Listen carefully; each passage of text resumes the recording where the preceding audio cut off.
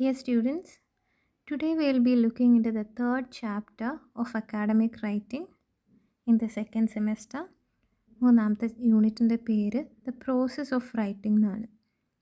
This is actually very much connected to the initial 2 chapters. അതുകൊണ്ട് തന്നെ this is a very easy chapter if you study in continuation to the first 2 chapters because there are so many common factors. So we move to the first slide. So, when we come to academic writing, what are the 3 features we can take into consideration? നമ്മൾ 3 features എടുക്കുകയാണെങ്കിൽ നമ്മൾ already ഇതിൽ കണ്ടിട്ടുണ്ട്, നമ്മൾ earlier ചാപ്റ്റേഴ്സിൽ കണ്ട points ആണിത്. Academic writing എന്ന് പറഞ്ഞു കഴിഞ്ഞാൽ ഫോമൽ ആയിരിക്കും, ഒബ്ജക്റ്റീവ് ആയിരിക്കും, അതായത് സബ്ജക്റ്റീവ് ആയിരിക്കില്ല. And will be using technical words, technical method use ചെയ്യുന്നതുമായിരിക്കും അക്കാഡമിക് റൈറ്റിംഗ്. ദെൻ ഏതൊക്കെ രീതിയിലാണ് ഓരോ സബ്ജക്റ്റ് ബേസ് ആയിട്ട് അക്കാഡമിക് റൈറ്റിംഗ് മാറുന്നത്? എല്ലാ അക്കാഡമിക് റൈറ്റിംഗ് മെസ്സേജും ഒരുപോലെയല്ല. What are the differences? Differences are based on structure. എഴുതുന്ന സ്ട്രക്ചറിന് മാറ്റം ഉണ്ടാവും. Style used will be different. Conventions, നമ്മൾ തുടർന്ന് പോരുന്ന ചില പ്രത്യേക രീതികളുണ്ടാവും, അത് ഡിഫറെൻ്റ് ആയിരിക്കും. പിന്നെ മെത്തഡോളജി, ട്രെൻഡ്, ആ ഒരു പ്രത്യേക ഫീൽഡിൽ വരുന്ന മാറ്റം അനുസരിച്ച് അതിലെഴുതുന്ന റൈറ്റിംഗ് സ്റ്റൈലിനും മെത്തേഡിനും അപ്രോച്ച് ചെയ്യുന്ന രീതിക്കൊക്കെ മാറ്റം ഉണ്ടാവും. അതുകൊണ്ട് തന്നെ നമ്മൾ ഏത് റെസ്പെക്റ്റീവ് ഡിസിപ്ലിനിലാണോ പഠിക്കുന്നത്, ഫോർ എക്സാമ്പിൾ ഇംഗ്ലീഷ് ആണോ, അല്ലെങ്കിൽ നമ്മൾ പഠിക്കുന്ന ഹിസ്റ്ററി ആണോ, അല്ലെങ്കിൽ മാത്സ് ആണോ, അല്ലെങ്കിൽ കൊമേഴ്സ് ആണോ, അല്ലെങ്കിൽ അതർ സയൻസ് സബ്ജക്ട്സ് ആണോ, ഏത് ഡിസിപ്ലിനാണോ നമ്മൾ പഠിക്കുന്നത് അതിനനുസരിച്ച് നമ്മളുടെ സ്റ്റൈലുണ്ടാവും, സ്റ്റൈൽ ഓഫ് റൈറ്റിംഗ് ഉണ്ടാവും. നമ്മൾ MLA AP ഒക്കെ കണ്ടിട്ടുണ്ട്. അപ്പോൾ അതുപോലെ എന്താണ്, we should master the respective style. Okay, that is one thing you have to do. പിന്നെ when we come to process of academic writing, ഇതാണ് പ്രധാനപ്പെട്ട കാര്യങ്ങൾ. 1, we should first decide what we have to study or investigate. നമ്മൾ എന്തിനെക്കുറിച്ചാണ് എഴുതാൻ പോകുന്നത്. പിന്നെ we should collect information, അതിൻ്റെ ഒരു ഫ്രെയിം വർക്ക് ഉണ്ടാക്കണം. Then start writing and finally prepare the draft and submit. ഇത്രയും പ്രോസസ്സാണ് അക്കാഡമിക് റൈറ്റിങ്ങിലുള്ളത്. ഇനി പർപ്പസ് ആൻഡ് ഓഡിയൻസ്, നമ്മൾ എന്തുകൊണ്ട് എഴുതുന്നു, നമ്മളുടെ ഓഡിയൻസ് എന്നീ കാര്യങ്ങളിലേക്കൊക്കെ നമ്മൾ വരുന്ന സമയത്ത് what is meant by purpose? മിക്കവാറും നമ്മൾ എഴുതുന്നത് പ്രൊഫഷണൽ ആയിട്ടുള്ള എന്തെങ്കിലും കാര്യത്തിന് വേണ്ടിയോ അക്കാഡമിക് പർപ്പസിനോ വേണ്ടിയിട്ടായിരിക്കും. അല്ലെ, why do you write? Maybe we have to explain something or we have to persuade, അതായത് ഇൻഫ്ലുവൻസ് ചെയ്യുക, or to inform or to share some information. അപ്പോൾ ഇതിനൊക്കെ വേണ്ടിയിട്ടാണ് നമ്മൾ സാധാരണ എന്ത് ചെയ്യാറുള്ളത്, അക്കാഡമിക് റൈറ്റിങ്ങിൽ ഇൻവോൾവ് ചെയ്യാറുള്ളത്. Okay, then academic assignment and skill development എന്നുള്ള രീതിയിലേക്ക് നമ്മൾ വരുമ്പോൾ എങ്ങനെയാണ് അക്കാഡമിക് അസൈൻമെൻറ്റ്സ് നമ്മൾ ചെയ്യുന്ന സമയത്ത് നമ്മൾ സ്കില്ല് ഡെവലപ്പ് ചെയ്യുന്നത് നോക്കിക്കഴിഞ്ഞ് കഴിഞ്ഞാൽ, നമ്മളിപ്പോൾ ഒരു ഡിസ്ക്രിപ്റ്റീവ് എസ്സേ എഴുതുകയാണെങ്കിൽ എന്താണ്, ഇലാബറേറ്റ്സ് അവർ ഡെമോൺസ്ട്രേഷൻ സ്കിൽ. നമ്മൾക്കൊന്ന് ഇലാബറേറ്റ് ചെയ്ത് കാര്യങ്ങൾ പറഞ്ഞു കൊടുക്കാനുള്ള കപ്പാസിറ്റി ഡിസ്ക്രിപ്റ്റീവ് എസ്സേയിലൂടെ നമ്മൾ ഗെയിൻ ചെയ്യുന്നുണ്ട്. ദെൻ ക്രിട്ടിക്കൽ എസ്സേ നമ്മൾ എഴുതുന്ന സമയത്തോ we learn how to construct an argument. പിന്നെ റിവ്യൂ ഓഫ് ലിറ്ററേച്ചർ എഴുതുന്ന സമയത്തോ വി ബിൽഡ് റിസർച്ച് സ്കിൽ. ഒരു ടോപ്പിക്കിനെ പറ്റി റിസർച്ച് ചെയ്ത് അതിലെവിടം വരെ പഠനം എത്തി എന്നൊക്കെ അറിയാൻ വേണ്ടിയിട്ട് റിവ്യൂ ഓഫ് ലിറ്ററേച്ചർ കണ്ടാൽ അതിൽ എഴുതി കഴിഞ്ഞ് പഠിച്ചു കഴിഞ്ഞാൽ നമുക്ക് യൂസ്ഫുൾ ആവും. ഇനി പ്രപ്പോസൽ ഓർ കേസ് സ്റ്റഡി, ഇത് ചെയ്യുന്ന സമയത്ത് എന്താണ്, ഇതൊക്കെ നിങ്ങൾ ഏതിൽ പഠിച്ചിട്ടുണ്ട്, നമ്മൾ ജോണേഴ്സ് ഓഫ് അക്കാഡമിക് റൈറ്റിംഗിൽ കാറ്റഗറിയൊക്കെ കണ്ടതാണ്.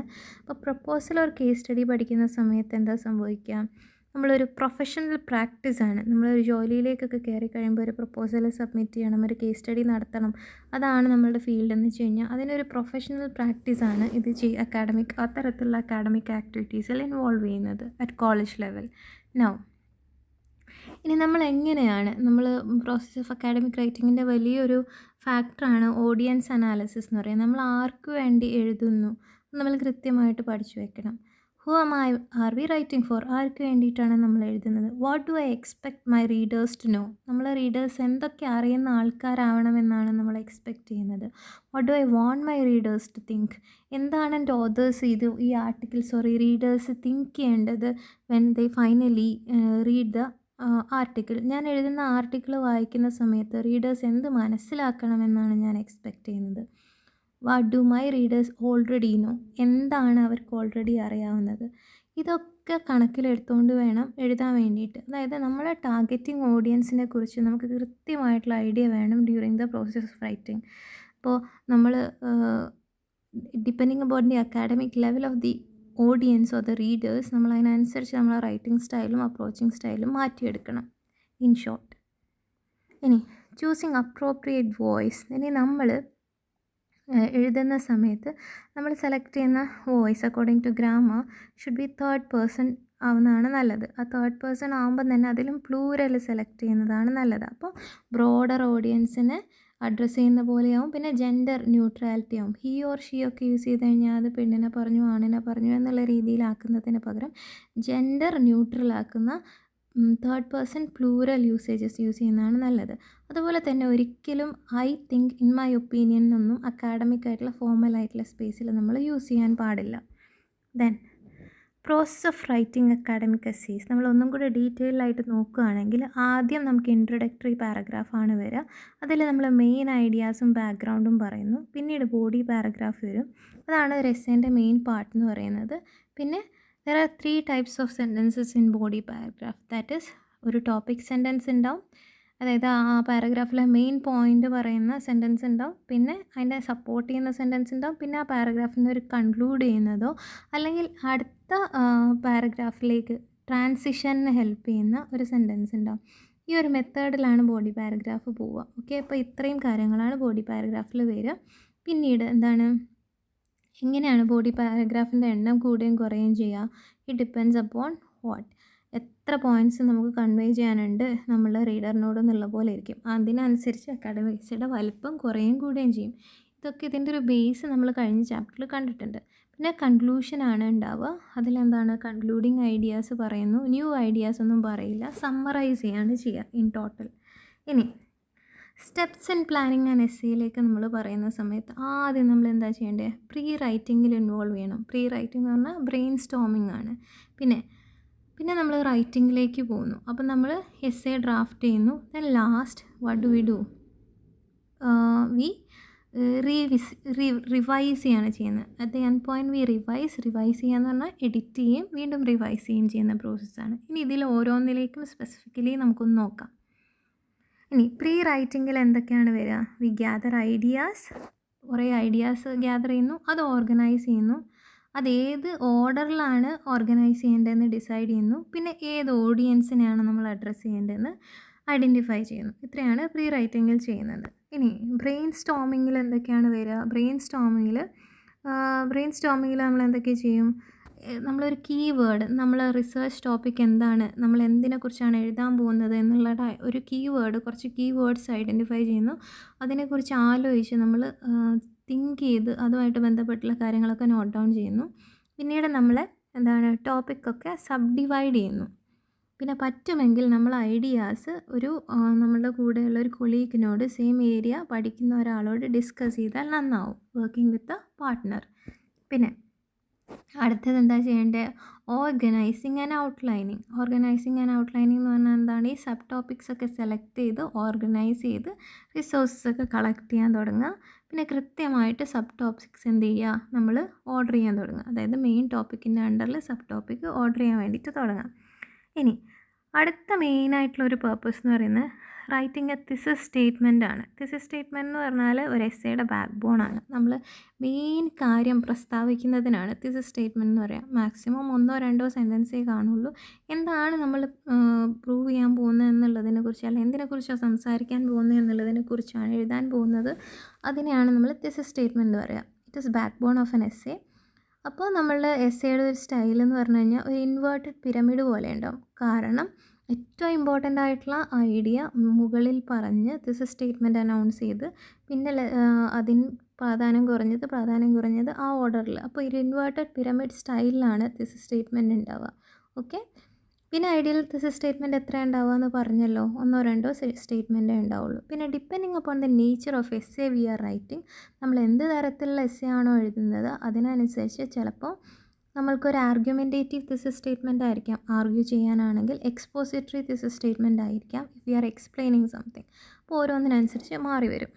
ഇനി നമ്മൾ എന്ത് ചെയ്യണം, we should support thesis statement with evidence. അപ്പോൾ നമ്മൾ 2 തരത്തിലുള്ള എവിഡൻസസ് ആണ് യൂസ് ചെയ്യുക. ഒന്ന് പ്രൈമറി എവിഡൻസും ഒന്ന് സെക്കൻഡറി എവിഡൻസും. പ്രൈമറി എവിഡൻസ് എന്ന് പറഞ്ഞാൽ എന്താണ്? പ്രൈമറി എവിഡൻസ് എന്ന് പറഞ്ഞാൽ എസ്സേ തന്നെ ഒരു പ്രൈമറി എവിഡൻസ് ആണ് നമ്മൾ എഴുതുന്നത്. പിന്നെ നമ്മൾ ഡിപ്പെൻഡ് ചെയ്യുന്ന പ്രൈമറി ടെക്സ്റ്റുകളും റിസോഴ്സസും. ഇനി സെക്കൻഡറി എവിഡൻസ് എന്താണ്? അത് സ്കോളർലി ജേർണൽസ് ഉണ്ടാവാം, റിപ്പോർട്ട്സ് ഉണ്ടാവാം, റിവ്യൂസ് ഉണ്ടാവാം, ഇൻ്റർവ്യൂസ്, വെബ്സൈറ്റ്സ് എന്നൊക്കെ പറഞ്ഞിട്ട് different type of secondary evidences നമ്മൾ യൂസ് ചെയ്യും. അത് ധാരാളം ഉണ്ടാവും. ഡയറക്റ്റ്ലി കണക്റ്റഡ് ആയിട്ടുള്ളതിനെയാണ് നമ്മൾ പ്രൈമറി എവിഡൻസ് എന്ന് പറയുക. ഇനി റൈറ്റിംഗ് ഇൻട്രൊഡക്ടറി പാരഗ്രാഫ്. എങ്ങനെയാണ് നമ്മൾ ഇൻട്രൊഡക്ടറി പാരഗ്രാഫ് എഴുതുക? അപ്പോൾ എന്തിനാണ് ഇൻട്രൊഡക്ടറി പാരഗ്രാഫ്? റീഡറിൻ്റെ അറ്റൻഷൻ ക്യാച്ച് ചെയ്യാൻ. Then we should give the detail of background എന്താണെന്ന് പറഞ്ഞു കൊടുക്കണം. പിന്നെ അവിടെ തന്നെയാണ് നമ്മൾ തിസിസ് സ്റ്റേറ്റ്മെൻറ്റ് പറയുക. നമ്മളൊരു ഔട്ട്ലൈൻ, മൊത്തത്തിലുള്ള ഒരു ഔട്ട്ലൈൻ സ്റ്റേറ്റ്മെൻറ്റ്, മൊത്തത്തിലുള്ള ഒരു ഐഡിയയും പറയുക അവിടെ തന്നെയാണ്. ഓക്കെ. ഇനി ബോഡി പാരഗ്രാഫ് എഴുതുമ്പോൾ നമ്മൾ കുറച്ച് കാര്യങ്ങൾ ഓൾറെഡി ശ്രദ്ധിച്ചു. കുറച്ചും കൂടെ ഡീറ്റെയിലിൽ പോയാൽ എന്തൊക്കെ ശ്രദ്ധിക്കണം? ഓരോ ബോഡി പാരഗ്രാഫിലും ഒരു മെയിൻ ഐഡിയ ആണ് പ്രസൻറ്റ് ചെയ്യുക, വൺ ഐഡിയ. പിന്നെ ഒരു ടോപ്പിക് സെൻറ്റൻസ് ഉണ്ടാവും. നമ്മൾ പറഞ്ഞല്ലോ എന്ത് ടോപ്പിക്കാണ് ഡിസ്കസ് ചെയ്യുന്നത് എന്നുള്ളതിനെക്കുറിച്ച് ഒരു സെൻറ്റൻസ്, 1-2 സെൻറ്റൻസിൽ ഒരു ബോഡി പാരഗ്രാഫിൽ പറയും. പിന്നീട് അതിന് ശേഷം അതിനെ സപ്പോർട്ട് ചെയ്യുന്ന സെൻറ്റൻസസ് ഉണ്ടാവും, അല്ലെങ്കിൽ കൺക്ലൂഷൻ ഓർ ട്രാൻസിഷൻ അതിന് ശേഷം. പിന്നെ അടുത്ത പാരഗ്രാഫിലേക്ക് പോകുന്നു. അപ്പോൾ introductory paragraph, body paragraph, conclusion, ഇതാണ് പാറ്റേൺ. ഇനി അതിൽ നമ്മൾ യൂസ് ചെയ്യുന്ന സാധാരണ ചില ഇംഗ്ലീഷിലെ യൂസേജസ് എന്ന് പറയുന്നത് സ്റ്റിൽ, ദെയർഫോർ, ദസ്, ഹൗഎവർ എന്നുള്ള യൂസേജസ് ഒക്കെ ബോഡി പാരഗ്രാഫിൽ നമ്മളിങ്ങനെ എഴുതുമ്പോൾ യൂസ് ചെയ്യുന്ന വേർഡ്സാണ് ഇംഗ്ലീഷിലാണെങ്കിൽ. പിന്നെ ഓരോ സെൻറ്റൻസിനും ഓരോ പർപ്പസ് ഉണ്ടാവും. നമ്മളിങ്ങനെ എസ്സേ എഴുതുന്ന സമയത്തൊക്കെ വെറുതെ വലിപ്പം കൂട്ടുക എന്നുള്ള സെൻസിൽ എഴുതും പോലെയല്ല. Each and every sentence in an academic essay has a purpose. നമ്മൾ വെറുതെ ഒന്നും എഴുതാറില്ല. Then writing concluding paragraph. ഇനി എങ്ങനെയാണ് നമ്മൾ കൺക്ലൂഡിങ് പാരഗ്രാഫ് എഴുതുക?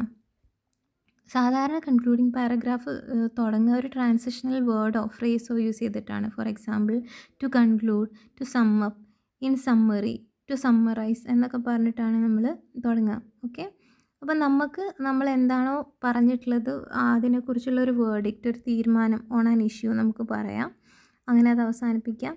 പിന്നെ സ്കോപ്പ് ഫോർ ഫർദർ സ്റ്റഡി, ഈ ഫീൽഡിൽ എന്തൊക്കെ പഠിച്ചെടുക്കാം എന്ന് വേണമെങ്കിൽ കൺക്ലൂഷനിൽ പറയാം. റെക്കമെൻഡേഷൻസ് പറയാം, നമ്മളുടെ ലിമിറ്റേഷൻസും പറയാം.